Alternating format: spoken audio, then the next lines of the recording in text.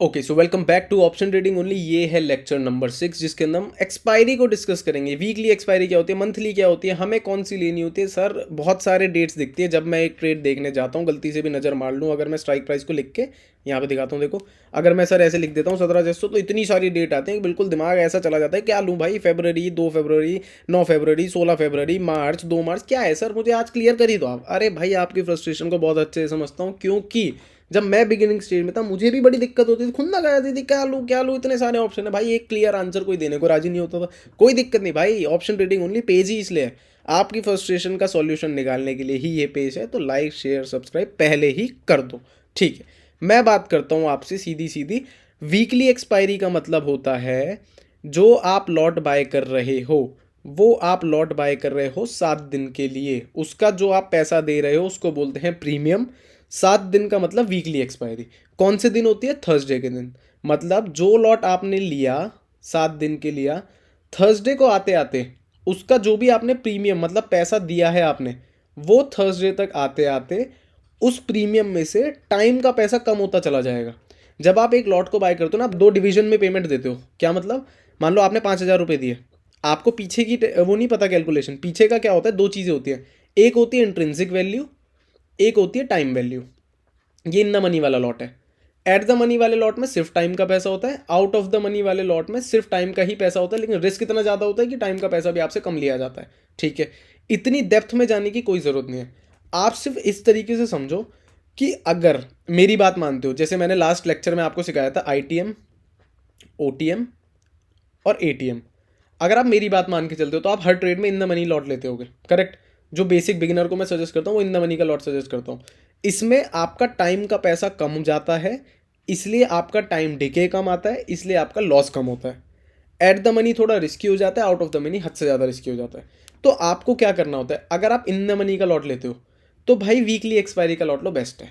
भाई अगर देखो किसी को इंट्राडे ट्रेडर बनना है, इंट्राडे ट्रेडिंग का मतलब होता है इंट्राडे कि आपने सुबह एक लॉट बाय करा पूरे दिन में कभी भी, एंड आप दोपहर से पहले अपना टारगेट बुक करके या स्टॉप लॉस लेके बाहर हो जाओगे उस ट्रेड से, मतलब आप डे ट्रेडिंग कर रहे हो।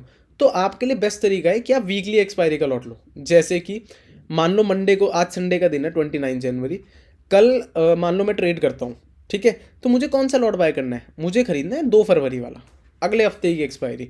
वीकली एक्सपायरी हर थर्सडे को होती है, और मंथली एक्सपायरी होती है मंथ का जो आखिरी हफ्ते का थर्सडे होगा वो।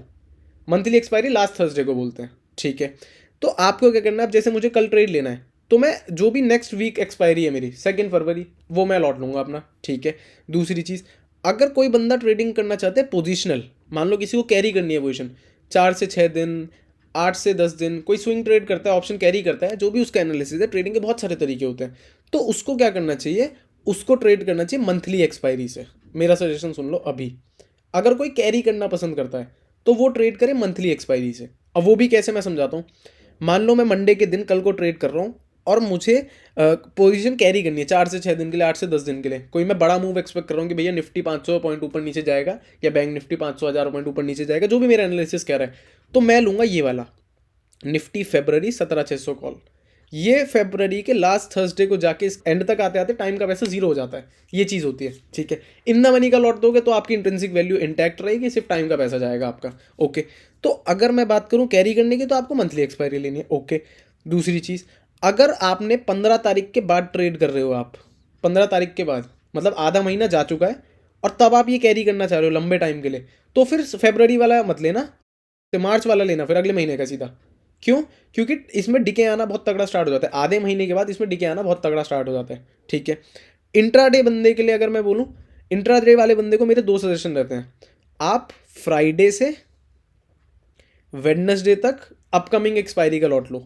मतलब जो मैंने फ्राइडे का ट्रेडिंग सेशन हो गया, मंडे का होगा, ट्यूसडे, वेडनेसडे, इन सारे ट्रेडिंग सेशन में मैं लॉट लूँगा। तो मैं ये 2 फरवरी वाला लूँगा। लेकिन जिस दिन वीकली एक्सपायरी होगी, मतलब जो जब 2 फरवरी तारीख होगी, तो 2 फरवरी को ही मैं 2 फरवरी वाला नहीं लूँगा, तब मैं लूँगा अगला 9 फरवरी वाला लॉट। या फिर अगर सेम लेना है तो deep in the money, deep in the money मतलब 300-400 पॉइंट अंदर का लॉट। 300-400 पॉइंट अंदर का लॉट इसलिए क्योंकि उसमें ऑलरेडी जो मैंने आपको समझाया ना कि दो पैसे देते हैं हम, एक देते हैं इंट्रिंसिक वैल्यू, एक देते हैं टाइम वैल्यू। तो जब 300-400 पॉइंट अंदर का लॉट लोगे तो उसमें टाइम वैल्यू बहुत ही छोटी होगी, तो आपका जो टाइम डिके आएगा अभी 2 तारीख एक्सपायरी दोपहर को 0 हो जाना है टाइम वैल्यू, तो वो टाइम वैल्यू 0 हो भी जाएगी, तब भी आपकी इंट्रिंसिक वैल्यू बहुत हाई होती है, तो आपको कोई इतने बड़े लॉसेस नहीं होते, इसलिए डीप इन द मनी लेना है, क्योंकि टाइम वैल्यू ऑलमोस्ट 0 ऑलरेडी हो चुकी होती है।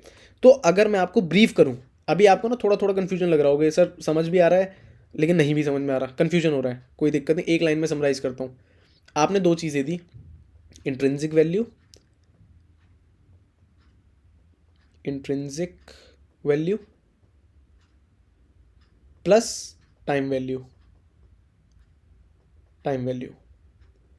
इन द मनी लॉट में, इन द मनी के लॉट में इंट्रिंसिक वैल्यू होती है और टाइम वैल्यू होती है थोड़ी सी। एट द मनी के लॉट में इंट्रिंसिक वैल्यू 0 होती है, सिर्फ टाइम वैल्यू होती है। आउट ऑफ द मनी के लॉट में तो बिल्कुल मजाक होता है, टाइम वैल्यू भी लेंगे, वो भी आपसे 1/4 ही लेंगे, मतलब बहुत ही कम लेंगे, जितना दूर का लॉट होगा उतना कम, इतना सस्ता लॉट पड़ेगा वो, ठीक है। तो आप खुद समझदार हो। यहाँ पे इन द मनी के लॉट में अगर 0 होने के लिए कुछ है आपके पास, तो वो क्या है, वो टाइम वैल्यू ही 0 हो सकती है, इंट्रिंसिक वैल्यू थोड़ी 0 हो जाएगी। अगर मार्केट बिल्कुल ही उल्टा चला जाए आपसे तो अलग बात है, लेकिन जब तक वो लॉट इन द मनी के उसमें 0 होने के लिए सिर्फ टाइम वैल्यू ही है, तो ये मैक्सिमम लॉस हो सकता है आपका टाइम डिके से। एट द मनी के लॉट में आपका पूरा पूरा 0 भी हो सकता है, अगर मार्केट 1-2 पॉइंट अंदर एक्सपायर हो गया तो, मतलब बाहर आपका लॉट बाहर रह गया तो, ठीक है। ये बेचारा कहेगा अरे मैं भी मुझे भी ले लो, इन द मनी बना दो प्लीज़ मुझे, ऐसा नहीं होगा। टाइम वैल्यू का पूरा पूरा रिस्क आपका 0 हो सकता है। आउट ऑफ द मनी तो मजाक है, यहाँ तो इसको तो छोड़ ही दो, इसको तो मेरा तो मूड ही खराब हो जाता है आउट ऑफ द मनी सोच के। आउट ऑफ द मनी उस बंदे के लिए है जो 7 से 8 साल का एक्सपीरियंस लेके चल रहा है और बहुत ही लंबा मूव कैरी कर रहा है और इंस्टेंट मोमेंटम आ रहा है उसकी तरफ, तब आउट ऑफ द मनी का फायदा है। लेकिन मैं आपको आज भी बता रहा हूँ, मैं अभी भी आउट ऑफ द मनी की जगह एट द मनी पे तो आ जाऊँगा एक बार का लंबा मूव का एनालिसिस करके, लेकिन मैं आउट ऑफ द मनी पे अभी भी जाना नहीं पसंद करता, ना ही आगे करूँगा। फंड की कमी नहीं होनी चाहिए आपके पास, अगर फंड की कमी है तो भाई सस्ती मस्ती करनी क्यों है आपको, कि नहीं नहीं मैं तो सस्ता लॉट लेके ज़्यादा छापूंगा। अरे छोटा छापो लेकिन ढंग का छापो, कम रिस्क करके छापो, ठीक है। तो ये रहता है।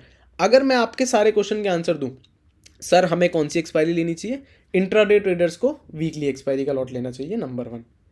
एक्सपायरी वाले दिन क्या करना चाहिए, एक्सपायरी वाले दिन आपको करना होता है कि या तो नेक्स्ट एक्सपायरी का lot low in the money का, या सेम एक्सपायरी का deep in the money, deep in the money का लॉट लो। अगर किसी को पोजिशनल ट्रेड्स करने हैं, 6 से 8 दिन कैरी करना है, तो आप मंथली एक्सपायरी का लॉट लो। जितना दूर की एक्सपायरी का लॉट लोगे उतना महंगा वो लॉट आएगा, क्योंकि उसमें टाइम डिके उतना ही धीरे धीरे आएगा, ठीक है। दूसरी चीज़, अगर 15 तारीख के बाद कैरी कर रहे हो तो फिर उस सेम मंथ का नहीं, उसके भी अगले मंथ का एक्सपायरी का लॉट लो फिर। ये इस वीडियो की समरी है। आई होप आपको बहुत ईजीली क्लैरिटी मिल रही होगी, क्योंकि मैं बहुत ही फ्रेंडली टर्म्स में आपको समझा रहा हूँ। क्योंकि यार जब मैं सीखना चाह रहा था आज से 6-7 साल पहले, तब मुझे बड़ी प्रॉब्लम हो रही थी इस चीज़ में, क्योंकि कोई ढंग का समझाने वाला नहीं। सब ज्ञान पेल लें कि आओ 9:20 की कैंडल पे 2 लाख रुपए छाप लो, आओ ऐसा कर लो कि ये इंडिकेटर लगा लो, ये हो जाएगा। मतलब जब मुझे सीखना था ना तो कोई नहीं था मुझे ढंग का सिखाने वाला। तो ये चीज़ आप लोगों के साथ नहीं होगी, इसलिए मैं आपके लिए ये वीडियो इतनी ज़ोरदार तरीके से बना रहा हूँ, ये फ्री सीरीज़ में इसीलिए चला रहा हूँ, ठीक है। अगर ये वीडियो अच्छी लगी हो, लाइक शेयर सब्सक्राइब सब कर दो, अपने दोस्तों को भेजो जिसको ये चैनल नहीं पता लगाओ, सबको पता चलना चाहिए भाई ढंग का कुछ आ गया है मार्केट में, ठीक है जी। नेक्स्ट लेक्चर में मिलते हैं, सी यू गाइस, ओके बाय।